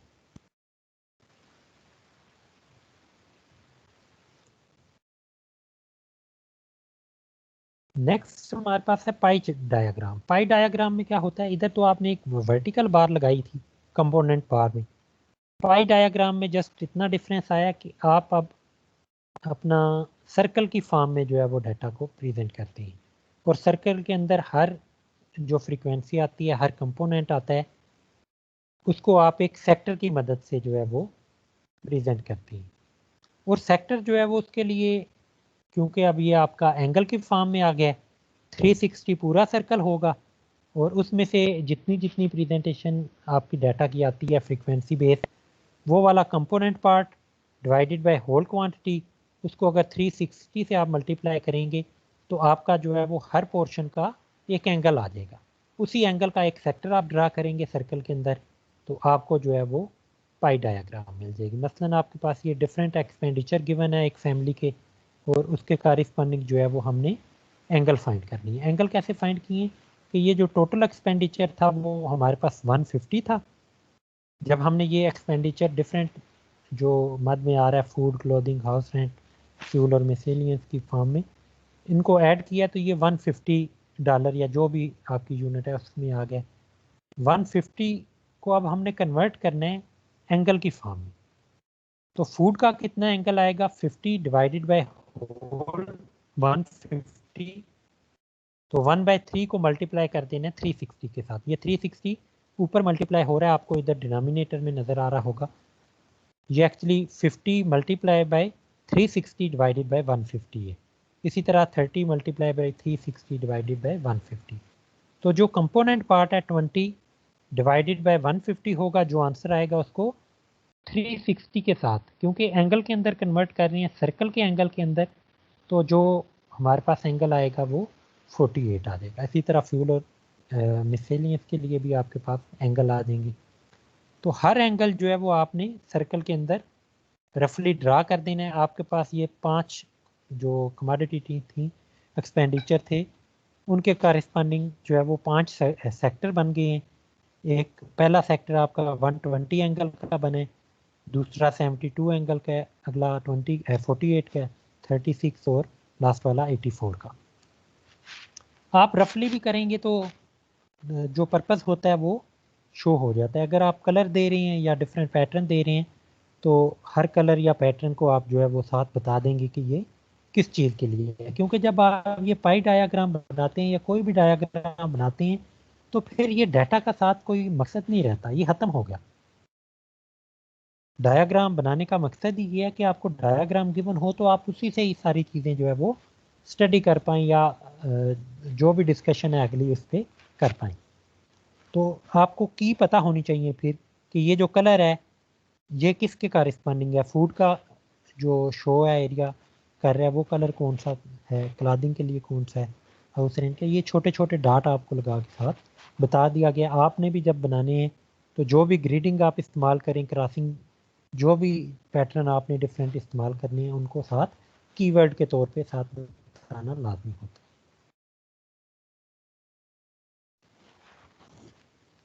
इसके बाद हम ग्राफ की तरफ मूव करते हैं। हिस्टोरीग्राम और हिस्टोग्राम दो डिफरेंट चीज़ें हैं। हिस्टोग्राम, और अगर इधर आई आ रहा है तो ये हिस्टोरीग्राम है। हिस्टोग्राम और हिस्टोरीग्राम का जो आपके पास है वो दोनों में डिफरेंस है। A curve showing change in the value of one or more item from one period of to next period of time is known as histogram. मसलन ये कंटिन्यूस आपके पास एक डाटा है, तो 1929 to 1930 एक कंटिन्यूस आपका चेंज आपको पता चल रहा है। ये आया किधर है, नंबर ऑफ कार से बना है, लेकिन ये कंटिन्यूस आपने एक डाट इधर लगाया 98 का, दूसरा डाट इधर लगाया 30 के कॉरिस्पॉन्डिंग 74 का, तीसरा 31 के कॉरिस्पॉन्डिंग 68 फ्रीक्वेंसी। तो इनको तीनों डाट को जो मिलाने से आपके पास एक कर्व बनी है, ये एक स्मूथ कर्व है। तो ये आपका हिस्टोरीग्राम के अंदर। अब हिस्टोग्राम जो है वो डिफरेंट चीज़ है। अ histogram consist of a set of adjacent rectangle, वो इज वर्टिकल बार थी। Simple bar chart, multiple bar chart, component bar chart में आपकी जो रेक्टेंगल बन रही थी उनका एडजेसेंट होना लाजमी नहीं था, उनके दरमियान में गैप हो सकता था। वो क्लास बाउंड्री की बेस पे नहीं होती थी, वो class limit, class interval, class marks, इनकी बेस पे भी बन सकती थी। लेकिन जो हिस्टोग्राम है इसके अंदर जो है वो आप आपकी दो क्लासेस जो हैं वो उनका एडजेसेंट होना लाजमी है। इसका मतलब है जो हिस्टोग्राम है वो आपका हमेशा क्लास बाउंड्री की बेस पे बनेगा। जो simple bar chart, component bar chart, multiple bar chart, उनके अंदर जो है वो ये वाली कंडीशन नहीं थी। अगर एडजेसेंट होंगी तो फिर भी वो बन सकते हैं, लेकिन हिस्टोग्राम नहीं बन सकता। हिस्टोग्राम तब भी बनेगा जब ये दोनों क्लासेस एडजेसेंट होंगी, और जब दो क्लासेस एडजेसेंट होती हैं तो उस वक्त हम क्लासेस को क्या नाम देते हैं? क्लास बाउंड्री का नाम देते हैं। इसका मतलब है जब भी हिस्टोग्राम का नाम आएगा तो आपको क्लास बाउंड्री में अपना डाटा कन्वर्ट करना, और फिर उसके कॉरेस्पॉन्डिंग जो प्रोपोर्शनल हाइट आप ड्रा करते हैं वो उसी तरह आपकी ड्रा होती जाएगी। अच्छा, हिस्टोग्राम की डेफिनेशन तो कंप्लीट हम कर लें। अ histogram consist of a set of adjacent rectangle whose bases are marked off by class boundary। कि अब हर क्लास की बाउंड्री जो है वो भी मैटर कर रही है। स्टार्टिंग पॉइंट से जो बेस है वो भी मैटर करेगी कि वो कितनी चौड़ी होगी आपकी वो वर्टिकल बार जो है, वो भी अब मैटर करनी है। तो स्टार्टिंग पॉइंट हम उसके इनिशियल पॉइंट पे रखेंगे और फाइनल पॉइंट जो है वो एंडिंग पॉइंट होगा उसकी बेस पे। बेस किधर बनेगी? एक्स एक्सिस के ऊपर। फिर उसकी हाइट कितनी लेनी है वो फ्रीक्वेंसी के कॉरेस्पॉन्डिंग आ जाती है। Height are proportional to the frequency associated with respective class. तो दो चीज़ें हैं, जैसे इधर आपको क्लास क्या गिवन है? क्लास लिमिट गिवन है, क्योंकि ये 19 पे ख़त्म हुई है और अगली 20 से स्टार्ट हो रही है। इसका मतलब है ये क्लास लिमिट है। तो पहले तो हमने इसको क्लास बाउंड्री के अंदर कन्वर्ट करना है। तरीकाकार आपको बताया था। हम क्या करेंगे, ये अगर ऊपर नीचे लिखी हो तो आपको ज़्यादा क्लियरली नज़र आ जाता है कि ये 20 में से 19 माइनस किया है और डिवाइडेड बाय 2 किया, आंसर आया 0.5। इनिशियल पॉइंट में से माइनस करते गए और फाइनल पॉइंट में ऐड करते गए। हमारे पास जो क्लास बाउंड्री बनी वो पहले कॉलम के अंदर हमने लिख ली। इधर जो डाटा गिवन है वो हमारा रो की फॉर्म में लिखा हुआ था, लेकिन अब इस रो को हमने कॉलम की फॉर्म में लिख लिया ताकि थोड़ा सा इजी हो जाए हमें। इसी तरह भी आप रो की फॉर्म में भी लिखा रहने दें तो कोई फ़र्क नहीं पड़ता। जस्ट मैंने जो है वो एक ही स्लाइड पे रखने के लिए इस तरह की है। इसके बाद जो नंबर ऑफ ऑपरेटर है ये एक्चुअली फ्रीक्वेंसी है ईच क्लास की। तो क्लास बाउंड्री आपको गिवन थी, क्लास इंटरवल हमने फाइंड किया। क्लास इंटरवल क्या है कि हर क्लास के अंदर जो इनिशियल पॉइंट और फाइनल पॉइंट के दरमियान में जो डिफरेंस आ रहा है वो जो है वो क्लास इंटरवल है। पहली क्लास का इंटरवल 2 था, अगली का 5, उससे अगली 5, उससे अगली 5, उससे अगली 10। 44 माइनस 35, तो ये आपका सॉरी 44.5 माइनस 34.5, तो ये आपका क्लास इंटरवल 10 आ गया। इसी तरह 54.5 माइनस 44.5, ये 15 लिखा हुआ है इधर, ये गलती से 15 लिखा हुआ है, या इधर फर्क होगा या इधर फर्क होगा, इसको करेक्ट कर लीजिएगा। अब अगली चीज क्या है कि जो फ्रीक्वेंसी हमें गिवन है, नंबर ऑफ ऑपरेटर तो गिवन थे 9। अब क्लास इंटरवल जो है वो क्या है? 2। तो अब हम इसकी जो प्रोपोर्शनल हाइट है वो निकालेंगे, क्योंकि अब जब हमने बार ड्रा करनी है तो उसकी जो विड्थ बननी है वो क्या होनी है? 2। 7.5 से स्टार्ट होके 19.5 तक जानी है वो विड्थ एक्स एक्सिस के ऊपर जो ड्रा होनी है। तो एक्चुअली विड्थ अब 2 यूनिट है। तो जो 9 फ्रीक्वेंसी कवर हमने करनी है एक बार के अंदर, उसके कॉरेस्पॉन्डिंग जो हाइट लेनी है, अब अगर वो हम 9 लेते हैं तो 9 मल्टीप्लाई 2 18 बन जाएगी, जो कि गलत है। तो इसका मतलब है कि अब हमें प्रोपोर्शनल हाइट उधर ड्रा करनी है। तो प्रोपोर्शनल हाइट क्या होगी? 9 डिवाइडेड बाय 2 विच इज़ 4.5। अब 4.5 को 2 के साथ आप दोबारा मल्टीप्लाई करके देखें, ये आपका 9 दे रहा है। तो जो एक्चुअल डाटा आपने इस ग्रुप के अंदर शो करना था वो आपको कितना मिल रहा है? 9 नहीं मिलेगा। हम ग्राफ में जाके दोबारा इसको डिस्कस कर लेते हैं। इसी तरह आप सेकंड क्लास की प्रोपोर्शनल हाइट फाइंड करना चाहेंगे तो 188 को 5 पे डिवाइड कर देंगे उसकी क्लास इंटरवल के साथ, तो आपको प्रोपोर्शनल हाइट मिल जाएगी उस क्लास।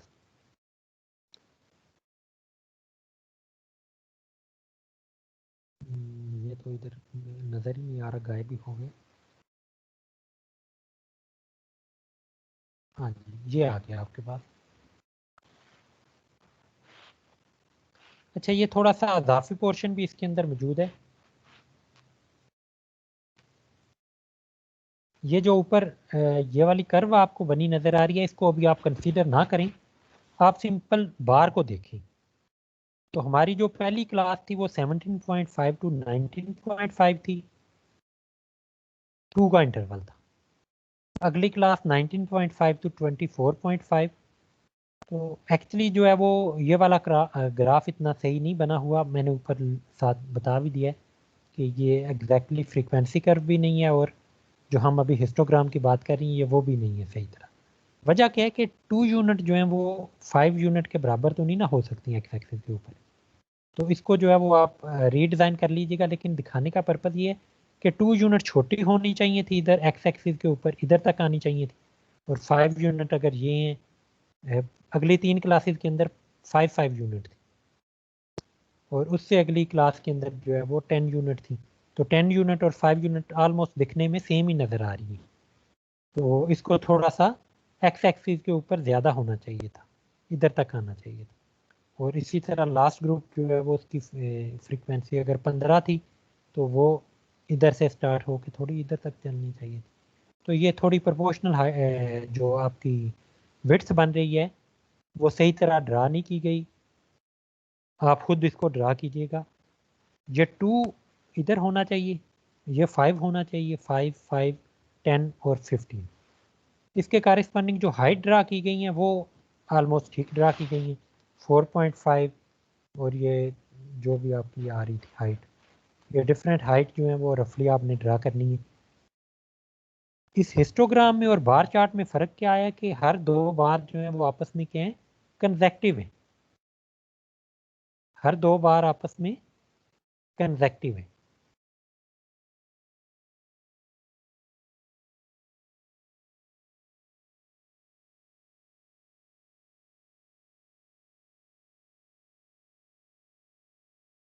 तो हिस्टोग्राम में हमने 2 चीज़ें करनी थी, एक प्रोपोर्शनल हाइट को हमने ड्रा करना था फ्रीक्वेंसी के तौर पे एज अ हाइट, और एक्स एक्सिस में हमने क्लास बाउंड्री को ड्रा करना था। जब हम क्लास बाउंड्री एक्स एक्सिस के ऊपर प्लेस करते हैं तो ऑटोमेटिकली हमारी जो है वो विड्थ ऑफ ईच रेक्टेंगल जो है वो डिफरेंट आती है। लेकिन इधर मिस्टेकनली जो ग्राफ बना हुआ है वो थोड़ा सा उसमें मसला है, इसको आप खुद ड्रा कीजिएगा और सेट कर लीजिए।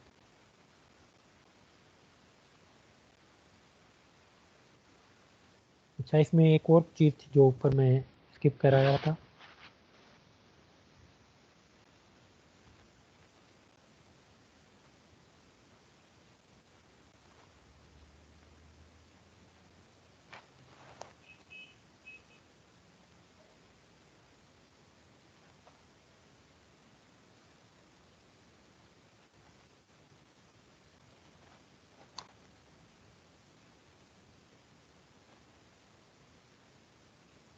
डिलीट तो कुछ नहीं किया इधर।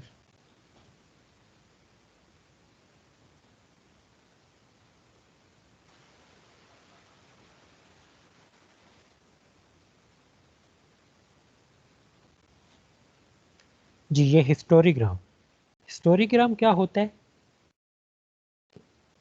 A curve showing change in the value of one or more item from one period to next period। तो उसमें हमने ये वाली एग्जांपल भी देखी थी। एक कंटिन्यूस डाटा के अंदर जो चेंज आ रहा है, आपको बताया सिर्फ 90-29, 90-30, 90-31 का ज्ञात। तो एक्चुअली तो आप देखें तो इनके कारस्पॉन्डिंग एक एक पॉइंट ही बनता था, लेकिन जो इसकी कंटिन्यूस प्रेजेंटेशन है हमने डाट को मिला दिया, जो उसको नाम क्या देते हैं, हिस्टोरीग्राम। और जो वर्टिकल बार की फॉर्म में आपने ड्रा किया है, कंसेक्टिव बार ड्रा की है, उनको नाम हम देते हैं हिस्टोग्राम। और उसके बाद जो है वो हमारे पास एक और चीज़ आती है, दोनों को अगर कंबाइन मैप कर दिया जाए आप देख रहे हैं कि इधर हिस्टोरीग्राम भी बना हुआ है वर्टिकल बार की फॉर्म में, और हिस्टोग्राम भी बना, सॉरी फ्रीक्वेंसी कर्व भी बनी हुई है। ये फ्रीक्वेंसी कर्व क्या होती है?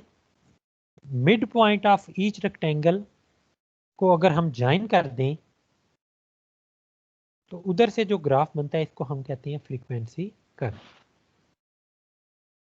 क्योंकि ये हमारे पास ये वाली हिस्टोरीग्राम इटसेल्फ इतना अच्छा नहीं बना हुआ, तो जब आप इसको बनाएंगे तो दोबारा इसके ऊपर जो मिड पॉइंट हैं उनको ज्वाइन करके जो आप एक ग्राफ सा इस तरह इसके ऊपर बनाएंगे, इसको नाम हम देते हैं फ्रीक्वेंसी कर्व का। ये आपने एक्सरसाइज के तौर पे करना है तमाम लोगों ने। अच्छा, आपकी एक और एक्सरसाइज है कि डाटा कैसे कैसे कलेक्ट किया जा सकता है। डाटा कलेक्ट करने के कितने तरीक़ेकार हैं, क्या मेथड है, किस बेस पे जो है वो डाटा कलेक्ट किया जाता है, क्या डाटा कलेक्ट करने से पहले कोई क्राइटेरिया बनाया जाता है या बस ऐसे ही उठ के जो है वो डाटा कलेक्ट करना शुरू कर दिया जाता है। तो जो आपने प्री रेक्विजिट काम करने होते हैं वो भी आपने देखने हैं। फिर डाटा कलेक्ट करती दफ़ा जो आपको मज़ीद चीज़ें नज़र में रखनी होती हैं उनको भी आपने जो है वो देखने, और जो डाटा कलेक्ट करने के बाद फिर जो उसको ट्रीटमेंट है वो हम लेक्चर के अंदर देखेंगे कि क्या होती है।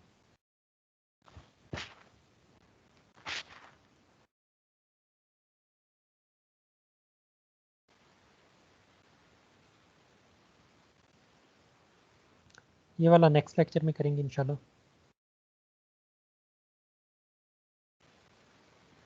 अगर आप में से किसका कोई क्वेश्चन हो तो वो पूछ सकती हैं।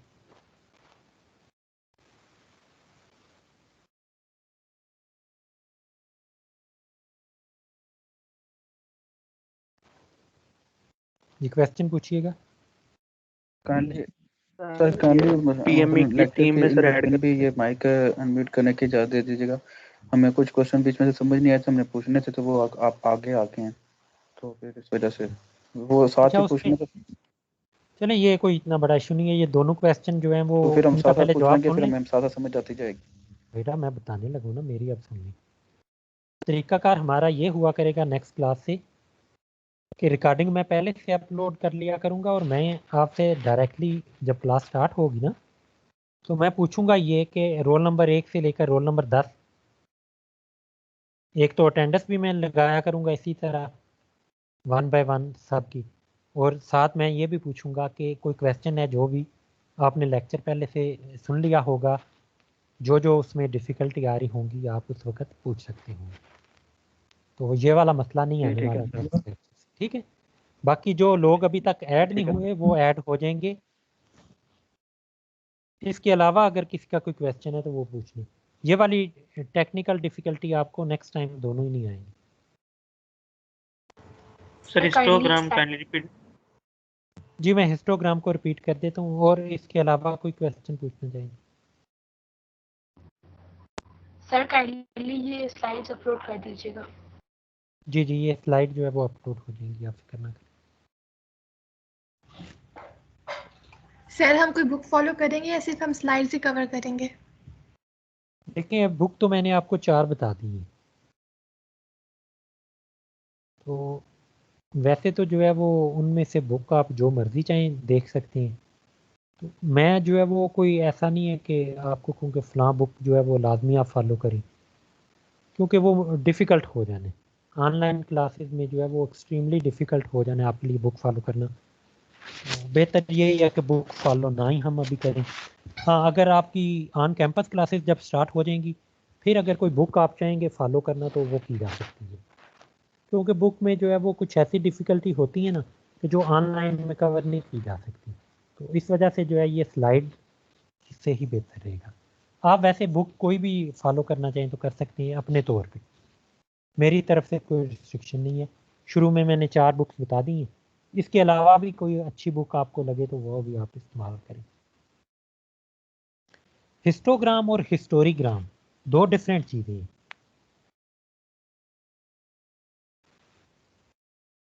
हिस्टोरीग्राम क्या था? एक कंटिन्यूअस जो कर्व थी डिफरेंट टाइम इंटरवल पे जो चेंज आ रहा है उसको प्रेजेंट करने के लिए जो हम ड्रा कर रहे थे वो था हिस्टोग्राम। हिस्टोग्राम क्या है? वर्टिकल बार चार्ट की तरह ही है, लेकिन वो बार आपस में क्या है, कन्वेक्टिव है। और उसमें क्या चीज़ स्पेशलिटी है कि जो विड्थ है वो ऑटो पे सेट हो जाती है। जब आप उसके बेस में क्लास को रखते हैं, क्लास का इनिशियल पॉइंट और फाइनल पॉइंट, तो वो जो उसकी इंटरवल आता है वो उसकी क्या बन जाती है? विड्थ बन जाती है रेक्टेंगल की। तो हर रेक्टेंगल की विड्थ जो है वो डिफरेंट होगी और तमाम रेक्टेंगल जो है वो कंसेक्टिव होंगे। उसके बाद अगली चीज़ आ जाती है उसमें हाइट। हाइट हम डायरेक्टली फ्रीक्वेंसी नहीं इसमें प्लेस करते। जो हाइट ड्रा करते हैं हिस्टोग्राम में वो हम क्या करते हैं? प्रोपोर्शनल हाइट ड्रा करते हैं। प्रोपोर्शनल हाइट ड्रा क्यों करते हैं? ये जो बार आपकी होती है ये एक्चुअली एरिया दे रही होती है। कोई भी रेक्टेंगल है ये आपकी क्या देती है? एरिया देती है। तो जो शुरू में हमने बार ड्रा की थी वो आपकी डायरेक्टली हम फ्रीक्वेंसी ड्रा करते थे, या डायरेक्टली जो भी आपकी हाइट होती थी वो आपकी उधर आ जाती है। लेकिन अब हिस्टोग्राम के अंदर हम जो है वो प्रोपोर्शनल हाइट क्यों ले रहे हैं? क्योंकि जो विड्थ है वो हमने बेस में ड्रा की है। पहले हमने सब इक्वल विड्थ की जो रेक्टेंगल हैं वो ड्रा करते थे, लेकिन अब हर रेक्टेंगल की अपनी एक विड्थ है। उस विड्थ को जब आप मल्टीप्लाई करेंगे विद प्रोपोर्शनल हाइट तो आपको वही नंबर ऑफ फ्रीक्वेंसी मिल जाती है। 9 था जैसे, तो 9 आपको कैसे मिलता है? 2 मल्टीप्लाई बाई 4.5। तो एक्चुअली एरिया ऑफ रेक्टेंगल जो है वो प्रेजेंटेशन कर रहा है कि कितने लोग इस कैटेगरी के अंदर फॉल कर रहे हैं, कितनी लोगों की ये प्रेजेंटेशन दे रहा है। जो भी आपकी वो फ्रीक्वेंसी है उस चीज़ को जो है वो उधर frequency in term of area आपकी कन्वर्ट हो जाती है इन हिस्टोग्राम। तो इस वजह से हम जो है वो अगर 9 उधर प्लेस करते हैं, 9 मल्टीप्लाई विद 2, 18 एरिया जो है वो हमारा मिस रिप्रेजेंटेशन ऑफ डाटा हो जाती है। तो इस वजह से हम जो हाइट है उसको एडजस्ट करते हैं with respect to class interval. हर क्लास का अपना एक इंटरवल होता है, उसके साथ डिवाइड जब करते हैं हाइट को या फ्रीक्वेंसी जो भी आपकी होती है उसको डिवाइड करते हैं उस इंटरवल के साथ, तो हमारे पास जो नया नंबर आता है प्रोपोर्शनल हाइट का उसको हम ड्रा करते हैं हाइट के अंदर। जी अभी आप में से कोई लीव ना कीजिएगा, मैंने अटेंडेंस अभी डाउनलोड नहीं की।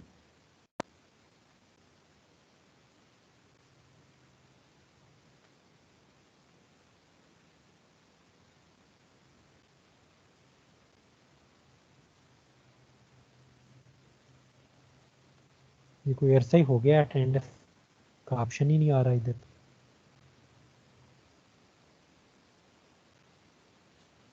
सर इधर से टीम से डाउनलोड करेंगे ना? टीम से तो डाउनलोड करेंगे लेकिन इधर शो ही नहीं हो रही।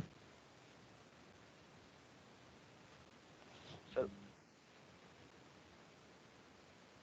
पहले तो सामने ही आ जाती होती है। सर इधर वो जहाँ पे वो तो ऑप्शन नहीं बने हुए, उसके साथ वाला होगा ऑप्शन। ऑप्शन जो है वो दो ऑप्शन शो हो रहे हैं, लीव कर दें या एंड कर दें मीटिंग। पहले इधर ही जो है वो हुआ करता था इसी के साथ ही अटेंडेंस डाउनलोड वगैरह। अच्छा इसमें हाँ अब आएगी डाउनलोड अटेंडेंस लिस्ट आ गई है। और किसी का कोई क्वेश्चन हो तो पूछें।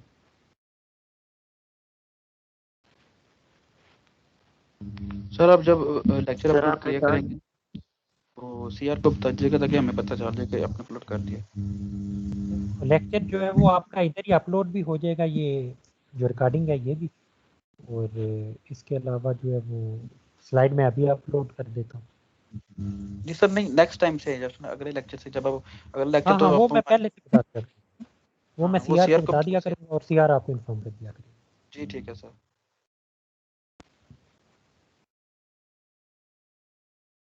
और कोई क्वेश्चन नहीं है तो आप लीव कर सकते हैं। ओके सर, अल्लाह हाफिज।